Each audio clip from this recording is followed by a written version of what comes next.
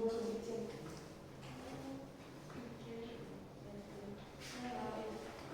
itu masuk ke bagian paru-paru.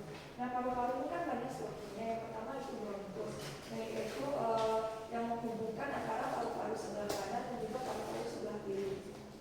Dan mengatakan bahwa adanya perbedaan pendapat mengenai saluran pernapasan bawah, tapi saya mereferensi dari Sombota yaitu dari trakea. Dan juga saya ingin menambahkan, jadi dari trakea dan bronkus itu ada cabang kan, namanya karina. Dan juga untuk secara anatomis bronkus itu sebelum dia ke alveolus ada beberapa cabang. Yang pertama itu bronkus primer kan. Nah, dari bronkus primer itu dia menjadi bronkus sekunder. Nah, seperti yang kita katakan tadi ada dextra dan sinistra. Nah, dextra itu merupakan bahasa kedokteran untuk kanan, yaitu terdiri dari 3 lobus.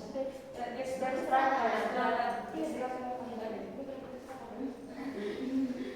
kanan itu terdiri dari 3 lobus, dan sinistra itu kiri itu terdiri dari 2 lobus.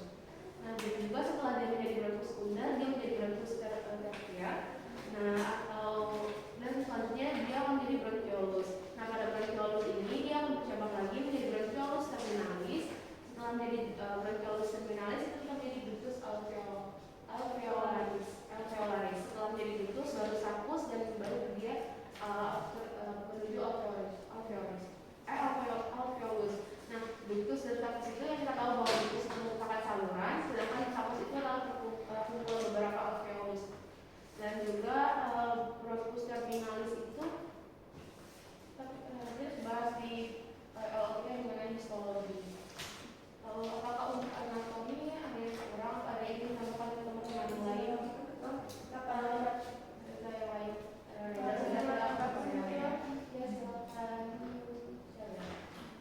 Mungkin saya akan menambahkan yang bronkus. Nah, jadi bronkus utama itu kan ada cabang-cabangnya yang bentuk seperti bronchialti atau pohon bronchial.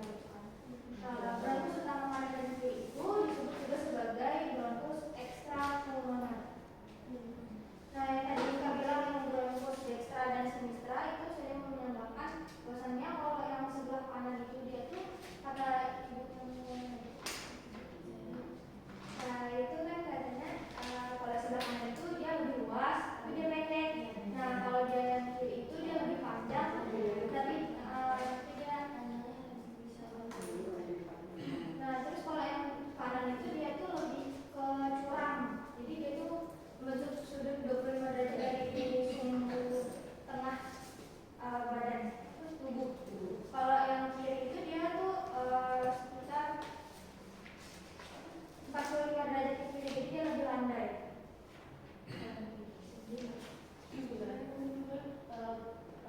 Apakah sudah cukup sekarang? Ya. Oke. Jadi tadi kata Shelia bahwa kanan dan kiri itu perbedaannya yang kanan itu membentuk sudut 25 derajat, sudah curang. Jadi dia kayak lebih lurus. Ya. Dan juga kalau yang kiri tadi 45 derajat ke kiri, jadi dia lebih berat. Bagaimana yang menambahkan siapa ukurannya? Singkatnya tadi kan kita menyebutkan ada salina ya. Nah, dari salina itu luarannya itu ada namanya itu bifurcatia trachealis. Nah, aku juga lupa sih namanya ke desa ini ada gambar dari buku aku. Nah, kalau dari sini itu, nah ini tuh yang namanya bifurcatia trachealis. Nah, nanti kan di dalam trachea itu kan ada kayak kan ini dari tracheanya. Nah, kan ini bersama kan. Nah, ini kan kayak gini nih, di sini itu baru namanya salina. Nah, salina itu nanti dia akan lebih sensitif. Nanti kalau misalnya kita salah masuk makanan ke dalam trachea, nah di situ itu yang akan terkena nanti salinannya sama makanan itu yang akan menyebabkan kita batuk atau sedak ya. Jadi kalau yang perasaan tersedak itu tuh disebabkan oleh sangat salina itu. Gimana bukan tadi ngomong jadi sama ya pendampingnya bahwa kita sepakat bahwa secara anatomis itu pernapasan saluran bawah terdiri dari trakea, terus juga ada bronkus dan juga ada alveolus. Nah, dari dikatakan bahwa dari trakea ke bronkus itu ada salina atau karina itu adalah persimpangan itu. Nah, yang mengakibatkan refleks tersedak tadi itu yang berperan. Apakah teman-teman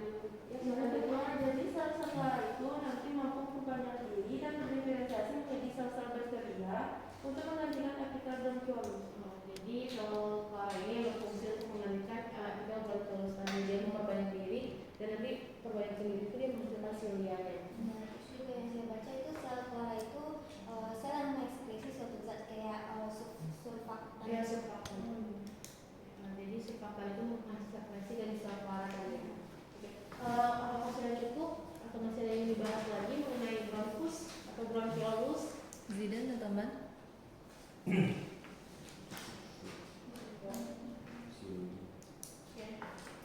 Jika cukup, apakah sudah terjawab semuanya? Atau masih ada yang dibahas lagi mengenai bronchiolus? Jika sudah, kita lanjut ke alveolus ya. Mengenai alveolus, apakah teman-teman ada yang memberikan pendapatnya?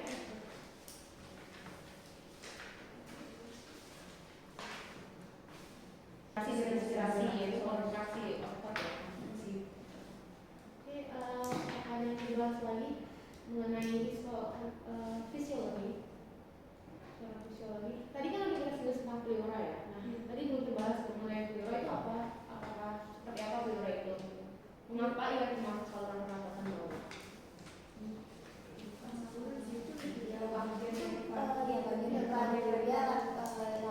Lapisan yang melapisi paru. Jadi D2 yang ada pleura yang langsung membatasi paru, ada juga yang lebih mendekat ke otot-otot rongga dada. Nah, nanti di antara pleura lateral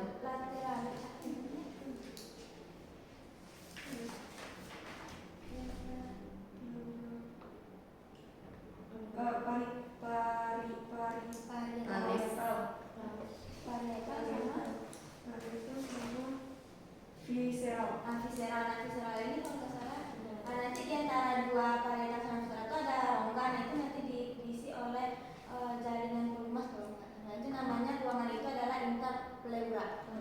Jadi tadi pleura itu ada dua, tadi pleura parietal dan visceral. Yang visceral yang mana? Yang melekat ke mana? Yang parietal melekat ke rongga dada. Jadi kalau yang pertama itu Visceral.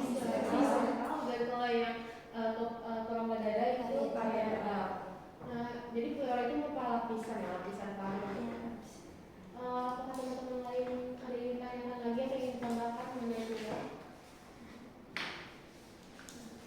Jika sudah, mungkin sudah semua ya tadi kan trachea sudah, bronchiolus juga sudah, bronchus juga sudah, terus juga alveolus juga sudah, pleura juga sudah.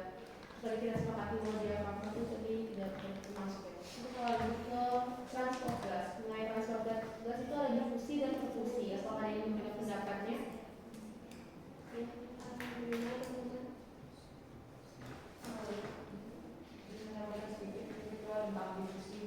Nah, perbedaan kedalaman O2 dan CO2 di dalam jaringan itu kan mempengaruhi transport gas kan. Nah, jadi transport gas ini akan melewati dinding alveolus.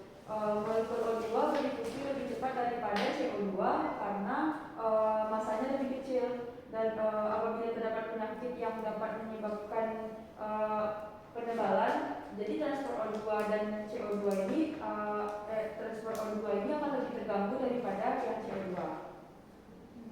Di difusi tadi itu kan proses pertukaran ya, jadi ketika ketebalan ketika terjadi penebalan pada dinding alveolus itu yang O2 itu akan lebih terasa terganggu dibandingkan yang berarti nanti hubungannya dengan gangguan difusi itu ada kan penebalan salah satu penebalan membran yang dilakukan oleh bagaimana teman-teman yang lain apakah ada yang mengatakan izin tadi berdasarkan mungkin boleh kita karena dia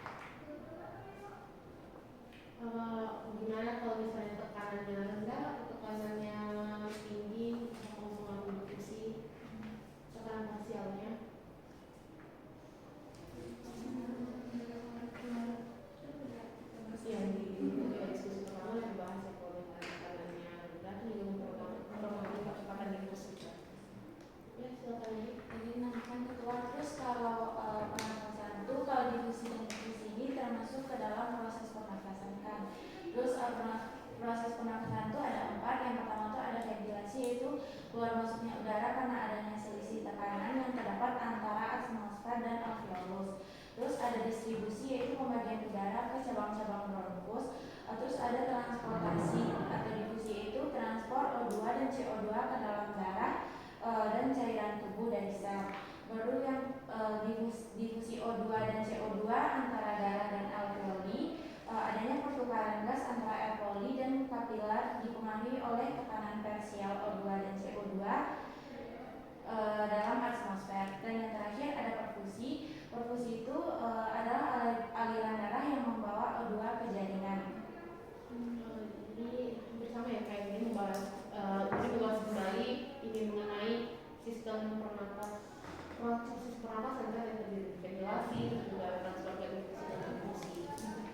Berarti kita terbahas ya, difusi itu merupakan proses pertukaran O2 dan CO2, tetapi tidak hanya antara alveolus dan kapilar darah, tetapi juga kapilar darah ke seluruh jaringan. Nah, dari kapilar darah ke seluruh jaringan itu ketika darah mengalir atau itu dinamakan perfusi. Jadi darah yang sudah teroksigenisasi ya.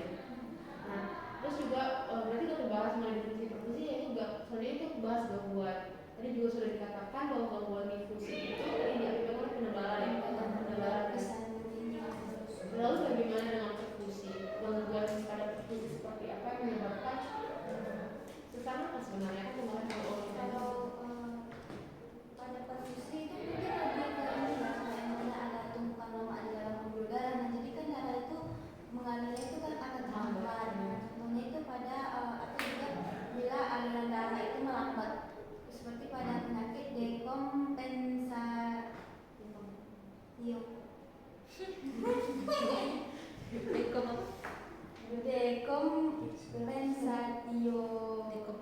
cordis.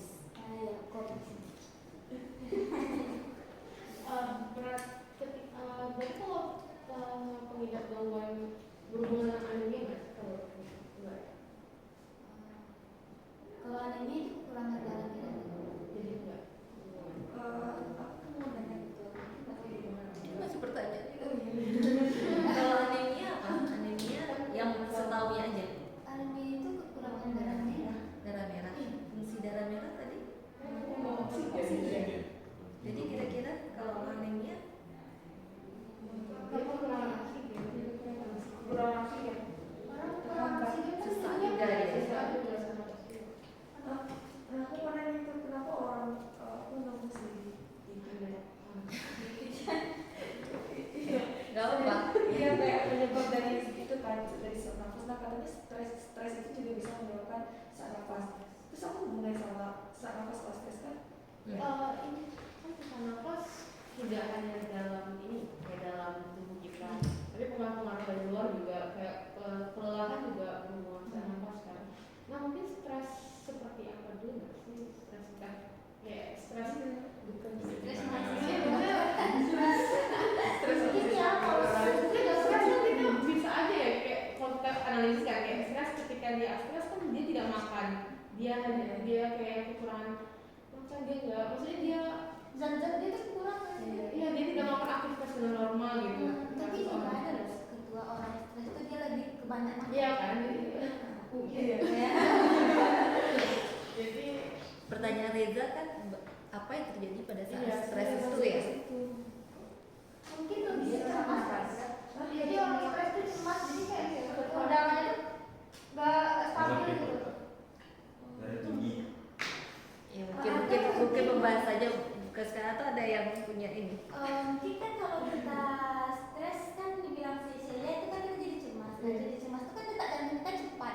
Nah kan kalau kita apa namanya pertukaran oksigen itu kan juga nanti berhubungan dengan jantung. Nah, kalau cepat detak jantung itu juga cepat ya sih. Jadi sesak nafas. Nah, itu yang berfungsi tadi. Jadi berfungsi itu kan ada darah yang akan berlalu sama dengan cara jantung tadi. Jadi kalau cara jantung itu cepat ya. Yang bagi-bagi supaya oksigen itu masih. ini terjawab ya pertanyaan kita tadi, mungkin hubungannya dengan cemas kan, karena stres itu mengakibatkan rasa cemas, terus cemas itu mengakibatkan detak jantung meningkat gitu, terganggunya berfungsi. Nah, kalau bagaimana dengan gangguan penderita asma? Ada yang bahas? Soalnya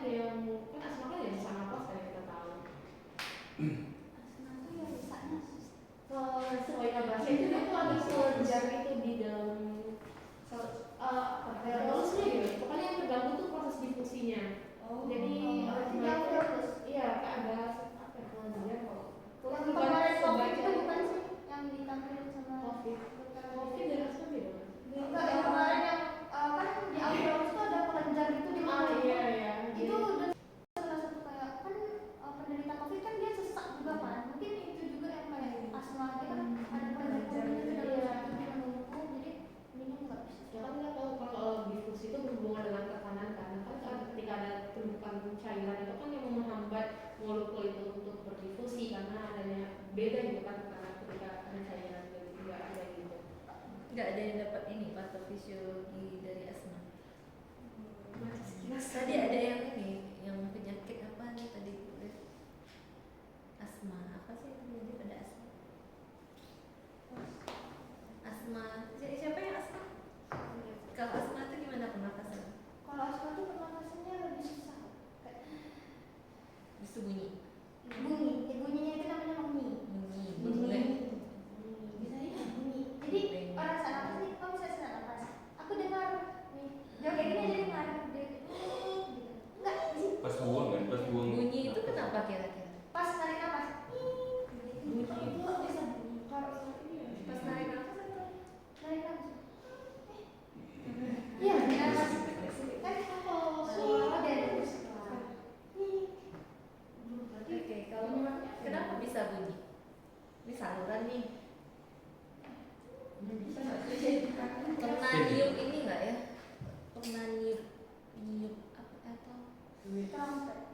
gelas yang isinya beda, gelas ya bukan yang botol gelas, isinya beda-beda, makin dipukul yang mana yang paling tinggi?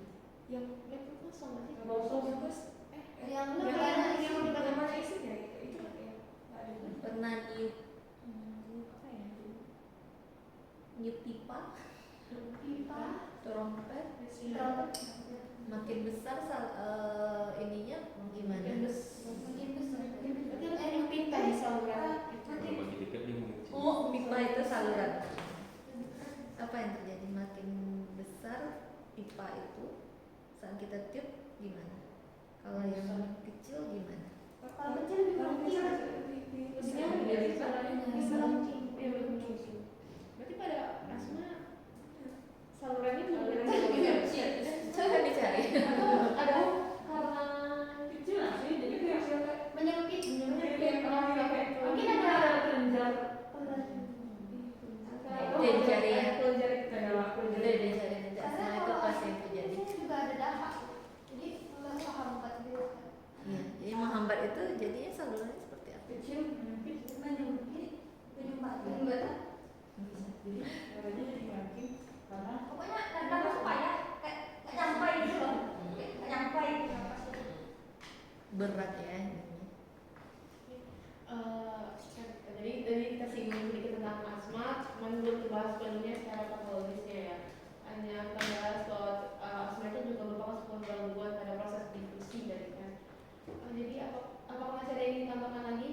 Jadi mungkin mau nambahin yang prediksi tadi kan kalau kata Maya tadi kan ada penyumbatan gitu kan. Kayak ada penyumbatan. Kalau sudah dapat itu ketika konsentrasi oksigen di alveoli menurun di bawah normal, terutama ketika turun di bawah 70% dari normal, maka pembuluh darah itu akan berdekatan, dia itu akan menyempit jadi pembuluh darah itu dengan meningkatkan resistensi ya, 5 kali lipat, resistensi vaskular lebih dari 5 kali lipat, jadi dia nggak normal. Jadi Mungkin saat nafas tadi. jadi perfusi tadi ini perbedaan ketebalan cairan. Nggak, dia turun oksigen Oh, di alveoli oksigennya itu turun. di bawah normal. Jadi ketika oksigennya turun dia juga mengganggu proses perfusi tadi. Bagaimana teman-teman? Apakah ada yang ingin pendapatnya lagi? Jika dirasa sudah, apakah dirasa sudah cukup atau masih ada pertanyaan-pertanyaan yang ingin ditanyakan? Boleh ditanyakan sekarang. Jika tidak, berarti udah selesai ya. Udah selesai. Apakah sudah terbahas semua LO kita? Sepakat sudah. Jadi saya simpulkan kembali tadi mengenai LO pertama itu adalah organ saluran pernapasan bawah secara anatomi. Dan tadi ada perbedaan pendapat antara